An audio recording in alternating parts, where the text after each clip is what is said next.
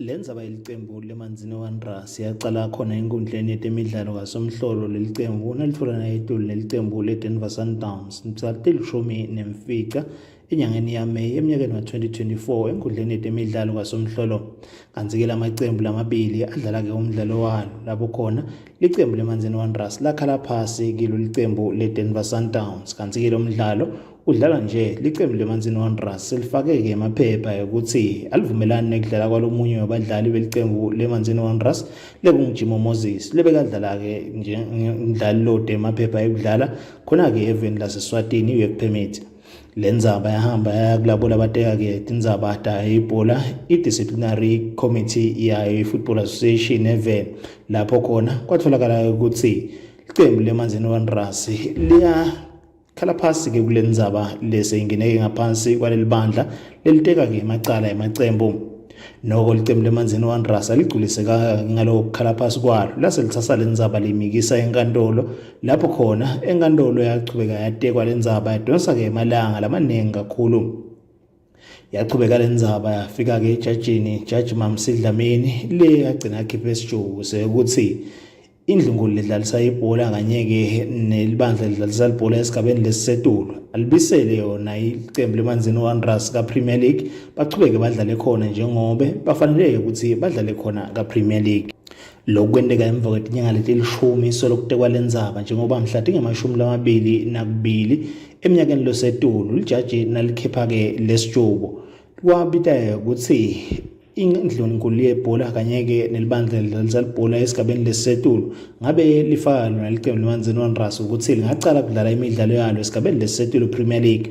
Noko-ke libandla ledlalisa ibhola lathi le ndzaba lithathela-ke letinye itinyathelo lokwabanga ukuthi licembu leManzini Wanderers lichubeke lingadlali khona-ke esigabeni lesisetulu kuleli indzaba yabo ichubeke ibe setinkantolo.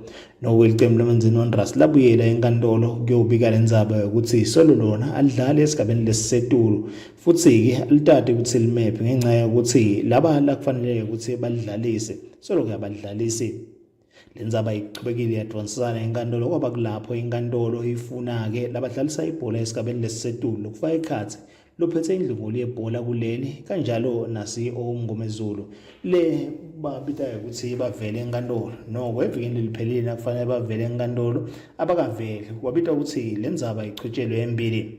Lijaji lenkantolo enkulu laselidonsa ngendlebe labo lebekade bafanele ukuthi bavele enkantolo kwaba kulapho lithi kufanele babhadale izindleko tenkantolo njengobe lelicala selichwetshelwe embili. Letindleko leti-38,166.70 cents bekufanele ukuthi tibe libhadelwe ngelilanga layitolo. Noko bethothi ngabhadalwa inkantolo ibeseke seyikhipha emaphepha ukuthi laba tsinsekako kule ndzaba babhadala le mali nakungenjalo akuhanjwe kuthathwe impahla lengalinganiselwa noma lengetulu kwale mali lefanele ukuthi ibhadale ukuteke kubhadalwe lesikweleti sasenkantolo. Nembala lomuhla ngetithuba tensimbi yasentsambama sekushaya insimbi yesibili konakele lo lothunywe inkantolo yokuthi angahamba athathe wona-ke impahla khona-ke endlungulu yebhola ledlalisa yona ibhola iPremier League. Noko-ke kube nemzukuzuku kube ukuthi kungathathwa leyo mpahla njengoba bekade kufanele kuthathwe imotolo.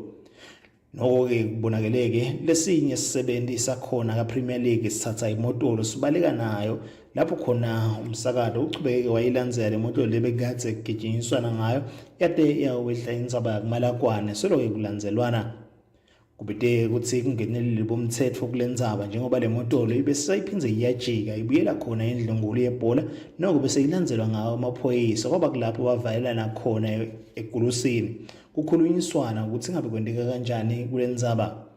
Noko-ke kube netindlela tekuthi kwangathi kukhona labafuna ukukhipha imali kubhadalwe lokungakabi-ke impumelelo ekugcineni njengobe lo lebekade-ke yafanele ukuthi abambe impahla ubese uyabutwa ukuthi emaphepha akhe ekusebenza angilawula semthethweni yini.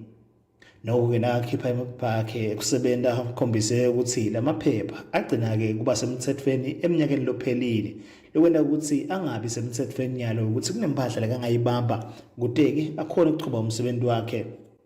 Indlungu ledlalisa ibhola-ke eveni ngemmeli wayo ithi idengeke kwalunga ukuthi kungathathwa le mpahla lokwendeke ukuthi ugcine kungaphumeleli kokuthi kungathathwa impahla. Amaphoyisa bekade yakhona kuqinisekisa ukuthi konke lokwendekako kwendeka ngemthetho kuleya ndzawo kude futhi kukhiphelana bogebhu. Kanti-ke liphoyisa lebe likade likhona kule ndzawo umnumzane akhona Dludlu ukhulumisene nalabo lebe bekade bakhona ukuthi kwabo njengamaphoyisa ukuthi bente isiqiniseko ukuthi kulandzelwa-ke umthetho. Kepha lesikuthola i-PLE ithi yayihlonipha kakhulu tijubote enkantolo, but labakutholako bakhanza ukuthi baye emagagula certificate sakhe akarenewelwanga. Bathi bona banebulukhulu ukuthi bathathe le moto yabo le banikede umuntu lode amaphepha la valid, bacela ukuthi ahamba olungisa amaphepha akhe, then they are going to comply with the order, and bakubona kuba clear ukuthi kudela kancane lapha khona baphikisana nemthetho khona. So lokukhona emagagula mina bengathi thina as police officers sixtethela sifike ekuqaleni, thina we only here to maintain peace and order ukuthi ningakhiphelani bogeni. I-PLE ithi ude wena certificate noma bakareneweli wena ukuthi ukhona executor ama-duties akho. Ngicabanga ukuthi ukuze sikhona ukuqhubeka masinyane sembili, could you please produce your certificate on that si valid, because bona bathi bona thina i-court order sayihlonipha kakhulu, but there is no way we can give this car to someone lokufana baze babekisa bathi kufana ukuthi umuntu osestradini. That's what they're saying. Yes, no, and it must be clear to both parties. We only here to mediate. No, yes. Could you please respond? Yeah. No problem. I'll definitely bring it in the morning.